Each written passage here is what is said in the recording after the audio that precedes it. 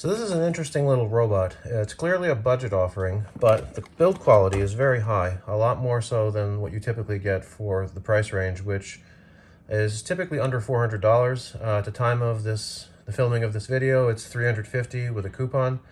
So this is obviously a V-Slam robot. It has an infrared sensor to avoid bumping into things. Although, unlike iRobot V-Slam, this robot knows where it is on the map and shows you as it cleans, which is really cool.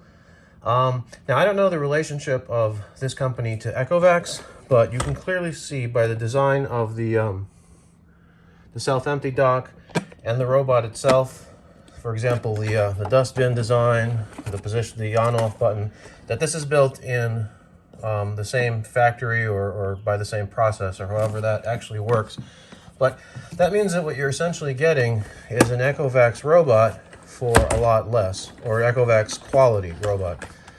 So V-Slam instead of LiDAR, which is an obvious compromise. But other than that, it's a good robot for small spaces. So if you have an apartment, a studio, something along those lines, there really isn't much reason for you to invest in the higher priced vacuum robots, where a V-Slam robot will actually do a good job. The cleaning performance of this thing is good. The cleaning navigation algorithm is poor, but that's why it would work very well in a small space, not so much in a larger house. Not that it wouldn't clean it. It cleaned my house well for the time that I used it, but it just took so long and had to recharge so often because it took, these really weird, inefficient paths that you saw in my cleaning tests. So the first thing that you're going to notice with these cleaning tests is that this takes a very irregular path, especially when cleaning small predefined areas, the cleaning zones. When it does a whole room, it's more or less straightforward with occasional weird decisions, kind of like a Roomba. But in zone cleaning, where you define like a specific part of your house, it's really weird. So these tests, I had to speed them up a lot because it took forever to clean this area. And I didn't want to like cut it short because it didn't, hit everything it was supposed to hit right away. The exhaust also blows stuff around, but when it passes over stuff, it does a good job of cleaning. It's actually an exceptional floor cleaner, as you'll see in the results. It just takes so long.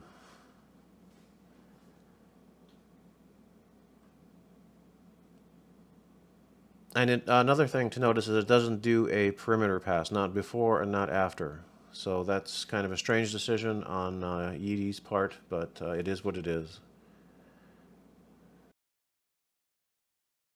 All right, so this was outside of its clean zone.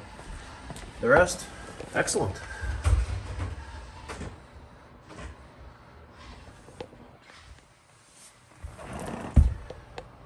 Very good hard floor cleaner.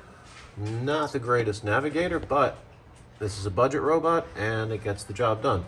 All right, so this is a mix of red pepper flakes, cat hair, and over here, a bunch of chia seeds that have been put deeply into the fibers. So this is another instance where it takes forever and makes like 10,000 passes because of its weird navigation algorithm. I think it was detecting some sort of drop with the carpet, the transition from the carpet to the floor. Although it shouldn't because the carpet was laying flat and it's, medium pile carpet. So this test took a very long time, and in the end it errored out because it was something about the carpet confused it. I said when I look at the results that I'll look up the error code, but I just don't remember, and really it doesn't matter. The bottom line is it just got confused. So it is a very good carpet cleaner too. It eventually made it over almost every part of this little carpet sample. And those areas that it did pass over were very, very clean. It did not get those chia seeds, as you'll see in the results, but then again, nothing did. The only thing I haven't tried with the chia seeds, nothing I've tried has gotten them out.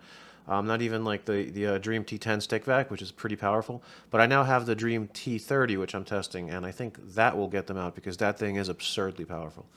But yeah, the chia seeds are not a fair test for any robot vacuum, really, because I've tested every single one that I have, and none of them were able to get the ones that are deep down, below the fibers on the matte part of the carpet. But navigation aside, this is a good cleaning robot. And again, this is like not typical, even if it's zone cleaning. What you saw in the hard floor test was more typical if you tell it to clean a small area. This is more like something about the fact that, with the carpet and floor transition was messing with it. So if you clean an entire room, it's going to be more orderly than this. Please help and clear the obstacles. All right. Don't know what kind of error message it had yet. So, I mean, it made 1,000 passes. So let's see if it got the chia seeds. And no, I still see them. Okay, so since this isn't the real mop, it's a wet pad dragger like on most of these robots. Not saying anything bad about the Yeedi, because almost every, unless it's like a real mopping robot like a Roborock S7 or, the new Echovacs or something that vibrates or spins the pads, it's just a wet floor dragger. So since that's all it is, I just let my dogs, walk around and leave a little bit of mud on the kitchen floor. And that's what I'm seeing, if it'll pick up. I kind of messed up a little bit in setting the cleaning zone, as you'll see me complain when I look at the results. So it'll make an interesting transition, because the part closest to the camera wasn't in the zone, so it didn't even go there. But it did an okay job with what it actually did clean. Returning to charge. Okay, well, it didn't even... It didn't even go over here.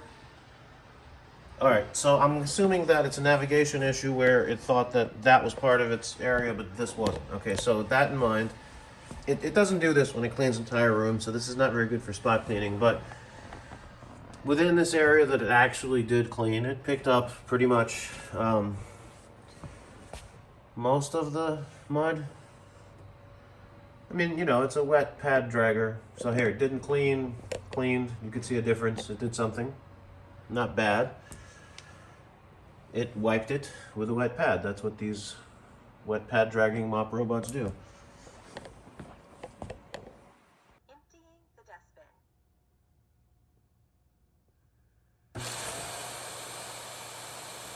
So this is where this robot surprised me. Because this is the same type of dustbin, or rather self-empty dock, as the Echovacs, where it sucks stuff out of 2 ports, I expected it to do very well with everything except pet hair, and then do horribly with pet hair, the way the Echovacs one does. This one did the opposite. So this could have been some circumstance of my tests, but maybe maybe it is different. I'm not sure how, but the results are strange. Overall, it's a good self-empty dock. Very few of them, will empty out everything in them on the first try. So with this mix of bird seeds and little fibers, something got clogged on the right side, so I'm going to shake it up as though the robot went out for another cleaning pass, and then see if it'll pick that up on the next attempt. Emptying the dustbin. And it does.